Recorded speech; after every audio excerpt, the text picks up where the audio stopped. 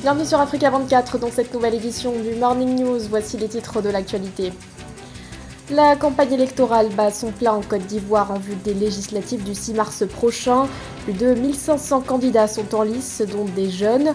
Leur but, assurer un renouvellement de la classe politique ivoirienne. Hausse du taux d'inflation au Kenya, une hausse recensée par le Bureau national des statistiques. Le taux d'inflation est passé de 5,69% en janvier 2021 à 5,78% le mois suivant. Et enfin, stabiliser la dette publique à 88,6% d'ici 2025-2026, c'est l'objectif affiché par le gouvernement sud-africain. Les détails à suivre dans ce journal. Mais tout d'abord, une affaire qui continue de faire couler beaucoup d'encre au Sénégal. L'opposant Ousmane Sonko est convoqué ce 3 mars devant le juge d'instruction. Le député doit répondre aux accusations de viol et de menaces de mort dont il fait l'objet. Des accusations formulées par une jeune salariée d'un salon de massage à Dakar qui avait déposé plainte au début du mois de février dernier. L'employé a déjà été entendu par le juge d'instruction.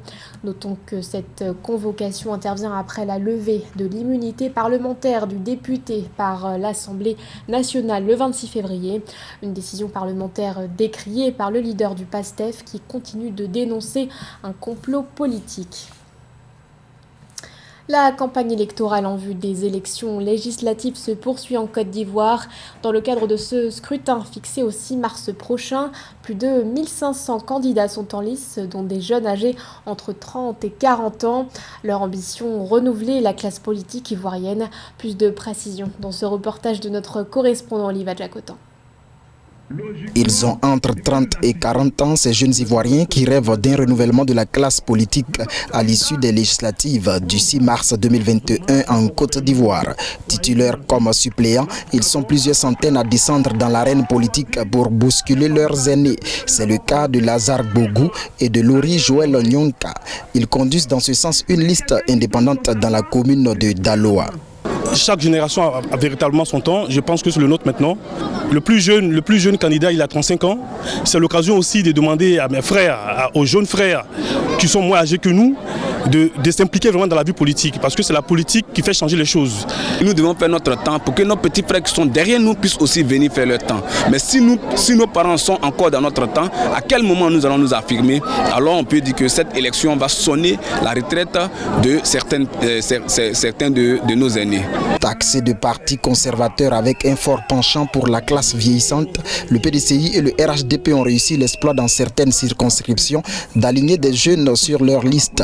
C'est le cas d'Augustin Dia Oufoué, petit-fils du président Oufoué, et Nuho Bakayoko, qui défendront les couleurs de leurs différents partis à Yopougon, plus grande circonscription électorale du pays. Ça montre clairement que le changement générationnel, il n'est pas dans la bouche au PDCI, il est dans les actes. Et dans ces actes-là, c'est ma candidature ici à Yopougon. Nous, jeunes Ivoiriens, devons pouvoir prendre toute notre place dans l'arène politique. C'est vrai que nous ne disons pas aux aînés de s'en aller, mais il est important pour nous d'apprendre à leur côté, et puis au fur et à mesure qu'on puisse nous donner toutes nos responsabilités pour pouvoir gérer. En rappel, 255 députés seront élus dans le cadre des législatives de 2021 et formeront la 13e législature du pays depuis 1959. Les législatives ivoiriennes qui représentent parallèlement un enjeu financier important pour les acteurs issus du secteur de l'imprimerie. Ils estiment en effet qu'en période électorale, les imprimeries réalisent entre 30 et 40% de leur chiffre d'affaires.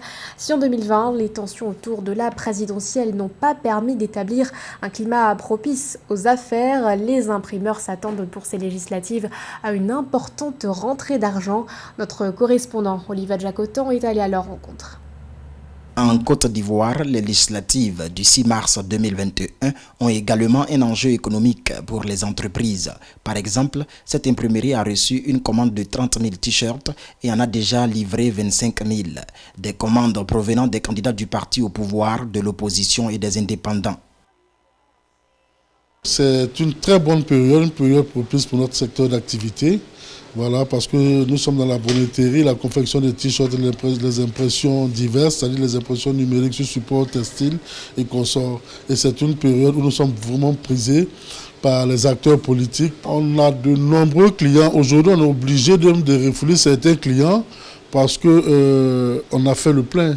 On a fait le plein, on a atteint nos capacités de production.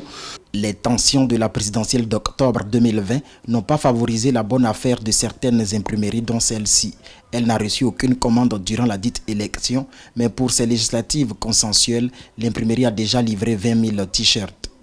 C'est seulement législatif, c'est encore plus mieux que présidentiel. Présidentiel, c'était fait, mais il n'y a pas trop de candidats en fait.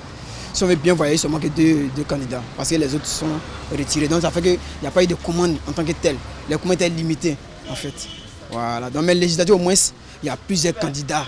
Donc ça fait que nos gens, même si on n'a pas eu pour d'autres personnes, on peut avoir pour d'autres personnes aussi. Voilà. Donc ça fait qu'on n'a pas trop senti. Peut-être que pour municipal, ça sera encore plus mieux. T-shirt, calendrier, fanion, banderoles à l'effigie des partis politiques et des candidats sont entre autres les commandes que reçoivent les imprimeries durant la campagne électorale. Une période dans laquelle ces entreprises réalisent entre 30 et 40% de leur chiffre d'affaires annuel selon les acteurs du secteur. Dans l'actualité également, le transfert de l'opposant nigérien Ama Amadou à la prison de Filingué ce 1er mars. Un transfert qui survient après 72 heures de garde à vue. Les autorités le soupçonnent d'être impliqué dans les violences qui ont éclaté dans le pays après l'annonce des résultats provisoires du second tour de l'élection présidentielle délivrée par la CENI le 23 février dernier. Ama Amadou fait face à une dizaine de chefs d'accusation, parmi eux destruction de biens, complicité dans les manifestations ou encore propos de nature adressés les citoyens les uns contre les autres. À noter que l'opposant avait soutenu la candidature de Mahaman Ousmane à l'élection présidentielle. La sienne avait été invalidée par la Cour constitutionnelle. Œuvrer en faveur de la paix, c'est l'engagement pris par les communautés Peul et Dogon au Mali qui ont signé le 25 février un accord à Koro dans le centre du pays. L'accord a été signé en présence d'un représentant de l'État. Il pourrait, selon certains experts, favoriser le retour des déplacés dans cette partie du Mali. Marie-Raphaël Antelo. Au Mali, un nouvel accord de paix entre les Peuls et les Dogon a été signé le 25 février à Koro, dans le centre du pays. Paraphé en présence du chef du cabinet du ministre de la Réconciliation nationale et de la cohésion, cet accord a amené plus de 300 leaders communautaires à déposer les armes. Un état de fait qui, de l'avis de certains experts, va favoriser le retour des déplacés dans cette partie du Mali. Ce qui est également important de notifier, c'est que les populations Peul, pour la plupart, se sont senties marginalisées par le fait qu'il y a une absence d'autorité de l'État en vue de préserver leurs biens. Car pour la plupart de ces populations Peul, qui sont des populations qui interviennent dans l'agropastoralisme, des populations dans l'élevage, bien souvent leurs troupeaux étaient l'objet des attaques.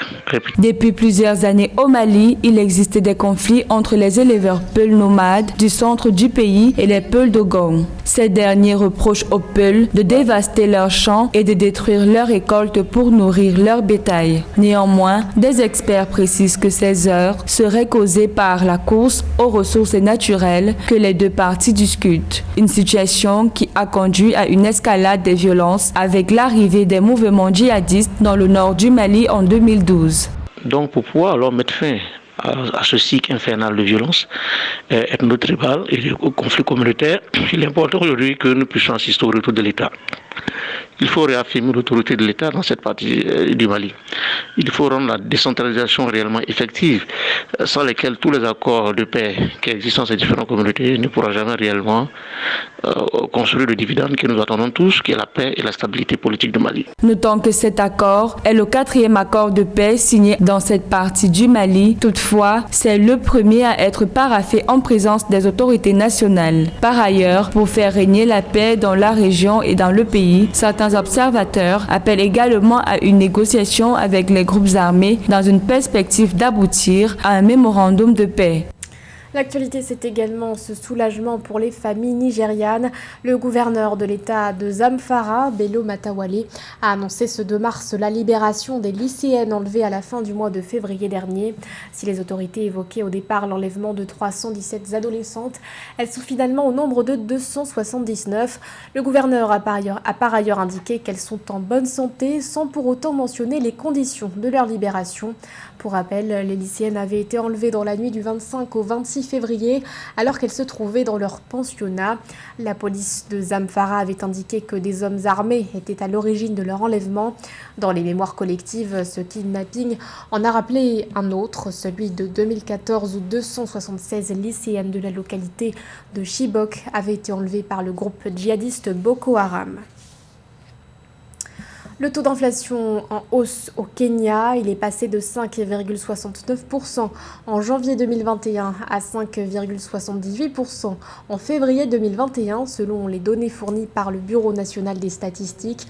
Parmi les produits concernés par cette hausse, la farine de blé blanche ou encore les tomates. Mildred Diamou.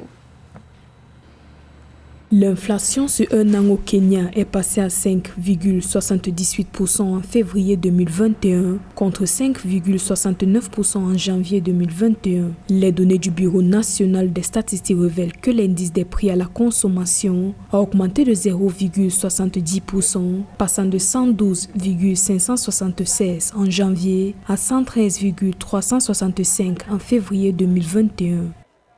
La hausse du taux d'inflation au Kenya est d'abord conjoncturelle. Elle a deux principales sources. Une source interne qui est monétaire et une source externe qui dépend des aléas du marché. Le Kenya a habituellement une sécurité de 2, 3, 4 mois pour être capable de faire face à ce risque. Mais ce risque a été latent, ce qui a obligé le pays à jouer sur ses taux d'intérêt ou à jouer sur sa planche à billets, ce qui naturellement crée une inconstance en termes annuels du taux d'inflation. Au cours de la période sous revue, l'indice des produits alimentaires et des boissons non alcoolisées a augmenté de 1,1%, tandis que les prix du bœuf, de la farine de blé blanche et des tomates a augmenté respectivement de 0,78, 2,7 et 2,1%. L'indice du logement, de l'eau, de l'électricité, du gaz et des autres combustibles a également connu une hausse de 0,43% entre janvier et février 2021, selon les données du Bureau national des statistiques. Le premier verrou à bloquer pour maintenir ce taux d'inflation à un taux raisonnable, c'est de sécuriser la monnaie, c'est de stabiliser le shilling, c'est d'augmenter le stock de sécurité et des réserves du shilling. La meilleure stratégie sera de stocker des devises fortes, mais ceci ne passe que par une diversification des exportations. Le pays doit accroître sa production interne. L'accroissement de sa production interne va nécessairement créer un marché environnant. Cependant, une baisse a été observée dans d'autres produits alimentaires tels que les citrons, les mangues et le maïs. Dans le même temps, l'indice des transports a diminué de 2,33%, principalement en raison d'une hausse des prix à la pompe du diesel et de l'essence de 5,66 et 7,57 respectivement. En Afrique du Sud, le gouvernement ambitionne d'ici 2025-2026 de stabiliser sa dette publique à 88,6%. Une annonce faite par le ministre des Finances, Tito Mboweni, le 24 février dernier devant le Parlement. Pour y parvenir, quelles sont donc les mesures envisagées par le gouvernement? Élément de réponse avec Lorita Simbo. En Afrique du Sud, selon le ministre des Finances, Tito Mboweni, le pays veut stabiliser le niveau de sa dette publique à 88,6% d'ici 2025-2026. L'objectif est de réduire progressivement le niveau de la dette publique par rapport au produit intérieur brut. Le niveau élevé de la dette publique augmente le coût des emprunts dans l'ensemble de l'économie. L'augmentation de la dette entraîne une hausse de la fiscalité et de l'incertitude pour l'avenir.